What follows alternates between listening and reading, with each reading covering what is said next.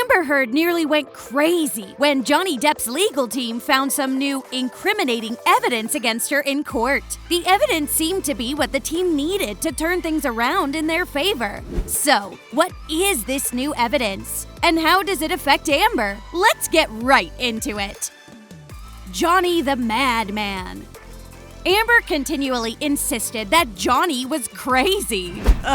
Why aren't we surprised? She texted her mom several times, telling her that she was married to a violent madman. One time when he refused to leave the breakfast room at his LA home in 2013, she texted, "It's terrible, Mom. I don't know what to do. He's nuts." Of course, this raises more questions like, how does Johnny refusing to leave a room in his own home make him a madman? She's the crazy one. Well, Amber isn't the only one calling people crazy. One of Johnny's close friends was equally prepared to share his thoughts on the Aquaman actress. His comments weren't pretty. Johnny's former bandmate, Bill Bino Honti, blames Johnny's life spiraling because of his ex, Amber Heard. The accusations against his friend's ex were many, including calling her toxic, manipulative, and, wait for it, crazy. One of the accusations he made against Amber was that she was the reason the Pirates of the Caribbean star fell into alleged substance abuse and slow crawl career. Amber called out Johnny Depp as a substance abuser and said he would often become violent. Gold digger. In a clip for the new Discovery Plus documentary, Johnny vs. Amber, Bino claimed that Heard just saw Depp coming and fixed herself into Depp's life. He implied that she was a gold digger and only took advantage of Johnny's fame. The same allegations were made by raving fans on Twitter. After the libel case was ruled in Amber's favor, she quickly took on Johnny's lawyer. She was making fun of his height. Johnny Depp's fans were not pleased, and one fan responded to the diss by saying, "I'd rather be short than an abusive gold digger." Amber was on her toes and clapped back, saying, "It's good to be realistic with your goals." That wasn't the only fan she responded to, but it appeared that some of the comments were getting to her skin. For instance, one Johnny Depp fan commented, "The only reason JD lost his case is that he was up against Rupert Murdoch, not Amanda Heard. So in VA, it's going to be vastly different." Amber responded almost immediately with a strong clapback saying, "It must be so hard." Former bandmate makes allegations.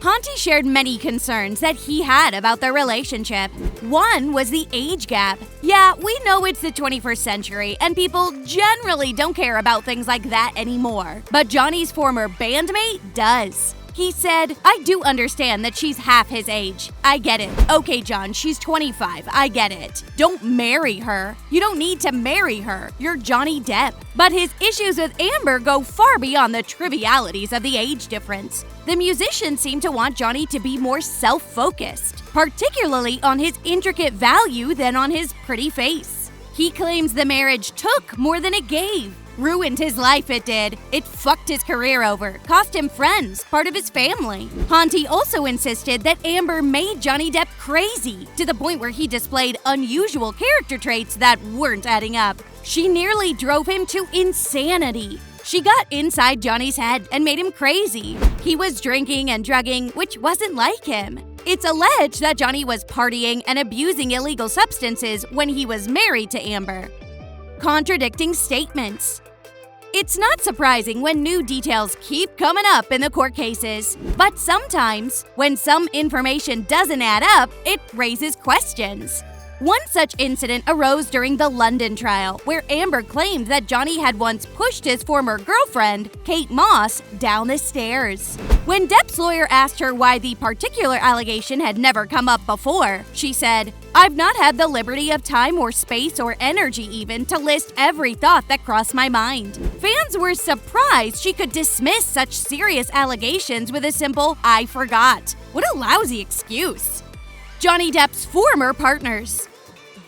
Many came to his defense when accusations against him kept rolling in. The Edward Scissorhands star's former partners, Winona Ryder and Vanessa Paradis, stood by his side. They showed him tremendous support. The Stranger Things star Winona Ryder, who was engaged to Depp for 3 years in the 90s, didn't let their past differences get in the way of defending his character. She spoke in his defense, saying, "The idea that he's an incredibly violent person is the furthest thing from the Johnny I knew and loved. I cannot wrap my head around these accusations. He was never violent towards me. He was never abusive at all towards me. He's never been violent or abusive towards anybody I've seen." On the other hand, Vanessa Paradis was Depp's partner for 14 years, and even said she'd known him much longer. On movie sets, the actors, directors, and the entire crew adores him because he's humble and respectful of everyone, as well as being one of the best actors we've seen. Paradis, who's also the mother of 2 of his children, said, "Through all these years, I've known Johnny to be kind, attentive, generous, and non-violent person and father." Amber is a liar. After the Liable case, many people spoke out against Amber. Many said that her acting skills went far beyond the movie sets. Johnny's lawyer, David Sherborne, made some serious allegations about Amber, where he stated that she fabricated the stories of domestic violence. He said, "From the big points to the small points, Miss Heard has proved herself to be a wholly unreliable witness and, frankly, a compulsive liar.